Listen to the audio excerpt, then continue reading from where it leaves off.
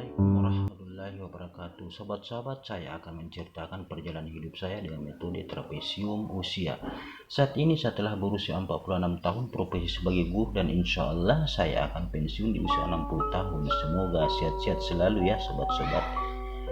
Saya mulai mengenyam pendidikan di usia 7 tahun dan tamat di SD usia 13 tahun, tamat SMP usia 16 tahun, tamat SMA di usia 19 tahun, dan lanjut di perguruan tinggi dan menyelesaikan studi di usia 26 tahun.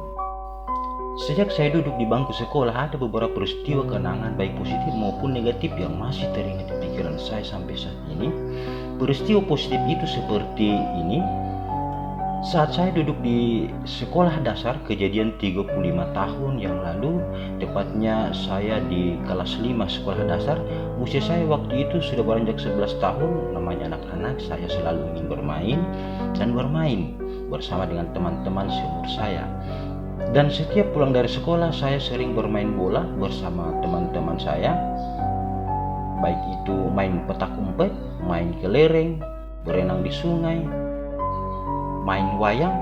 Nama yang kami gunakan saat itu ya seperti kartu yang bergambar, dan masih banyak lagi permainan lainnya yang tidak bisa saya sebutkan satu persatu. Semua itu saya lalui dengan hati yang senang, gembira, ceria, tanpa ada beban sedikit pun, sampai aku tamat sekolah di sekolah dasar. Hari-hari terus aku lalui di masa-masa saya duduk di SMP, SMA, pada perguruan tinggi. Namun peristiwa itu saya ceritakan masa aku duduk di sekolah dasar 35 tahun yang lalu.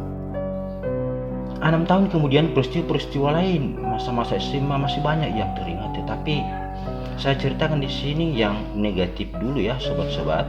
Peristiwa itu terjadi di sekolah menengah atas dan ini betul-betul masih teringat dalam pikiran saya sampai saat ini. Ceritanya seperti ini sobat-sobat. Waktu saya duduk di kelas 2 SMA, usia saya waktu itu 18 tahun. Kebetulan orang tua saya atau mama saya adalah seorang guru di sekolah dasar. Dan saat itu saya duduk di sekolah menengah atas di suatu sekolah di daerah saya. Saya bertemu beberapa orang mantan siswa mama waktu di SD. Suatu hari ketika jam keluar main, saya bertemu salah satu orang mantan siswa mama yang bernama Silai, ini nama samaran. Kebetulan saya juga satu kelas dengan dia di kelas 2 jurusan IPA saat itu. Kami berbincang dengan beberapa teman lainnya. Di ujung perbincangan kami, teman saya tadi yang bernama Silai tiba-tiba membicarakan tentang mama saya, yang katanya mama mengajar waktu itu sangat disiplin, sangat tegas, dan bahkan katanya kasar. Sejak mengeluarkan kalimat itu, spontan hati saya terasa kurang enak, karena di situ juga ada beberapa teman lain, membuat saya malu dan tidak sedap aku dengar. Dan sampai saat ini masih teringat di benak saya. Dan peristiwa ini terjadi 28 tahun lalu. Semoga dengan peristiwa ini menjadi pembelajaran bagi diri saya yang juga sebagai seorang tenaga pendidik sobat-sobat. Semoga menjadi motivasi ke depannya. Amin. Refleksi. Peristiwa positif dan negatif yang saya ceritakan tadi adalah terkait peristiwa positif. Di masa sekolah tingkat dasar, kehidupan saya saat itu banyak bermain dengan teman-teman dan bergembira, senang, dan optimis. Dan peristiwa negatif waktu tingkat SMA adalah yang dipenuhi kenangan kebencian, kemarahan, dan penyesalan.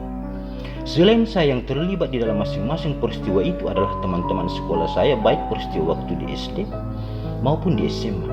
Dampak emosi yang saya rasakan hingga sekarang dengan menggunakan roda emosi Plutzit saya masa itu adalah pada peristiwa positif waktu di SMA ada perasaan penyesalan, benci, jengkel, dan marah.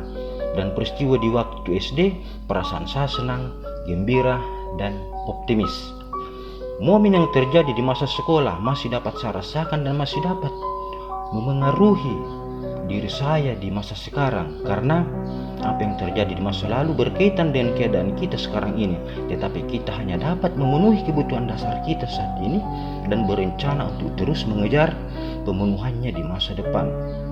Jadi dengan pengalaman itu merupakan nilai yang sangat berharga, menjadi pelajaran dan memberikan yang terbaik di masa yang akan datang. Pelajaran hidup yang saya peroleh dari kegiatan terapi Zoom usia dan roda emosi terkait peran saya sebagai guru terhadap peserta didik saya adalah pengalaman merupakan nilai yang sangat berharga. Olehnya itu, kepribadian peserta didik itu tumbuh dalam proses perubahan mental sejak usia dini, dan setiap berproses menggambarkan dampak dari pengalaman sosial pada diri mereka sampai dewasa.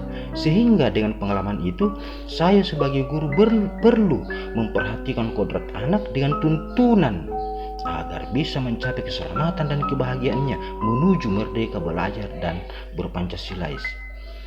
Saya akan menuliskan nilai-nilai yang saya yakini sebagai seorang guru dalam satu atau dua kalimat menggunakan kata-kata guru, murid, belajar, makna, peran.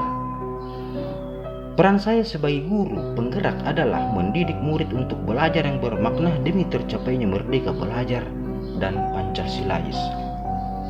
Nilai dan peran guru penggerak menurut saya. Apa nilai-nilai dalam diri saya yang membuat saya menggerakkan murid, rekan guru, dan komunitas sekolah saya? Nilai-nilai dalam diri saya adalah berpihak pada murid. Nilai ini mensyaratkan guru penggerak untuk selalu bergerak dengan mengutamakan kepentingan murid sesuai kodrat anak. Kemudian nilai berikutnya adalah mandiri, kolaboratif, reflektif, dan inovatif. Selanjutnya, apa peran yang selama ini saya mainkan dalam menggerakkan murid, rekan guru, dan komunitas sekolah saya? Peran yang selama ini saya mainkan adalah menjadi pemimpin pembelajaran dalam kelas, menjadi coach bagi rekan-rekan guru di sekolah, mendorong kolaborasi kepada rekan-rekan baik di sekolah maupun di luar sekolah, dan mewujudkan kepemimpinan murid. Terima kasih. Wassalamualaikum warahmatullahi wabarakatuh.